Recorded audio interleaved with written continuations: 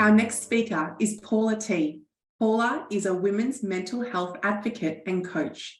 She supports disorientated women to navigate personal and societal stigma and judgment so that they can embrace freedom of thinking. Today, Paula is presenting on embracing freedom thinking, how to become the more in your life. Please join me in welcoming Paula to the stage.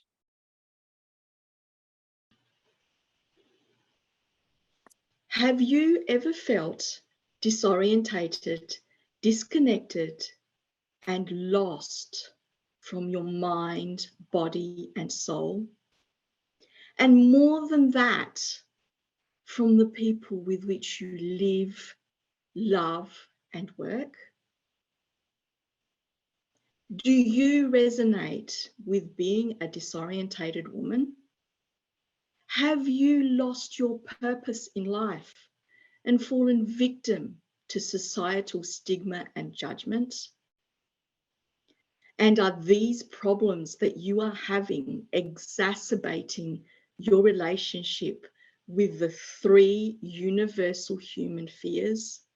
The fear of not being worthy, loved, or belonging.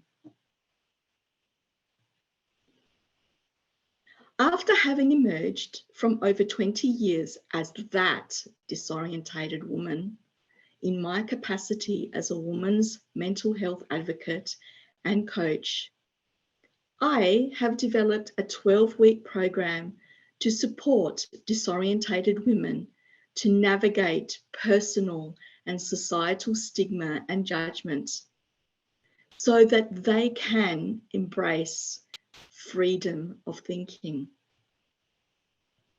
Because if there's one thing that I know for sure, you can be the more in your life.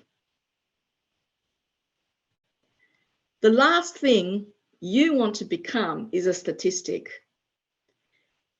Did you know, and according to statistics from a 2007 National Survey of Mental Health and Wellbeing, that almost half of the total population, that is 45.5%, experience a mental health disorder at some point in their lifetime? And what's even more frightening is that in 2007, depression and anxiety were the most prevalent mental disorders experienced by Australians. Depression alone was in fact predicted to be one of the world's largest health problems by 2020. Feeling stigmatized makes you feel labeled. You know what though? Labels are for bottles and jars of jam, not for you.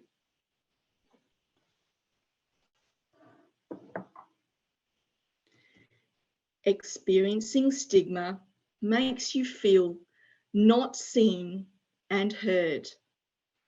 And even more than that, it exacerbates your relationship with the aforementioned three universal human fears of not being worthy, loved, or belonging.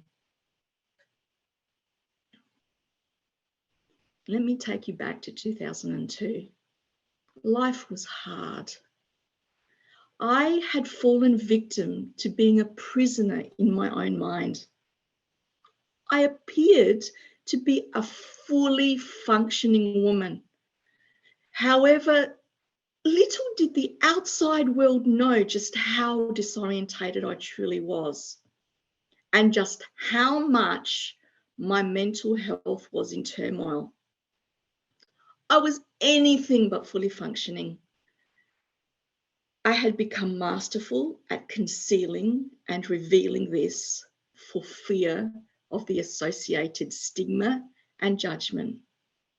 I had no concept of freedom of thinking. All these thoughts were making my anxiety and depression even worse because the thoughts that I was going through were so real to me. Where was my freedom? You see, freedom has been one of my values ever since I can remember. To be stuck in my own thoughts of not feeling good enough was extremely debilitating. I didn't know that though, because you don't know what you don't know. I was the poster girl for poor emotional regulation.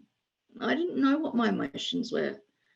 I was so insecure and felt like my body wasn't my own after many years of being poked and prodded by doctors to have a baby.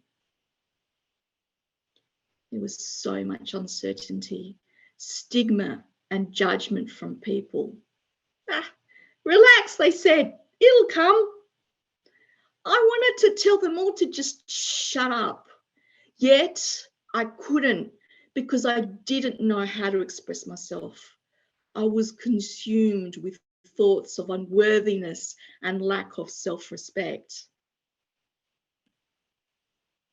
There was a pivotal moment where I was laying down in a darkened room because I didn't want to be around anyone. I didn't want to listen to music either. I was crying and I didn't know why. And in that moment, I called my doctor.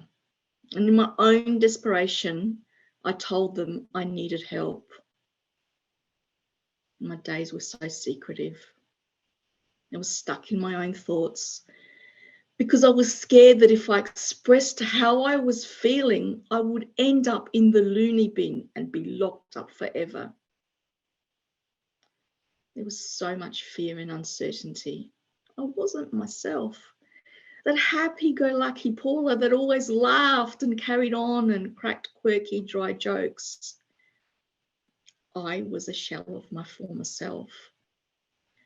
I was given antidepressants and they helped. This was the beginning of me embracing my own freedom of thinking and becoming the more in my life. In 2011, another pivotal moment. I was studying to become a coach and I reached out to another coach to support me because again, life was hard. He saved me from me. He acknowledged and heard me. And more than that, he believed that I could become the more in my life. And it was this that connected me to my newfound passion and purpose. I was inspired to take my knowledge, skills, and over 20 years as that disorientated woman and develop a 12-week program to support disorientated women, just like me, to navigate personal and societal stigma and judgment,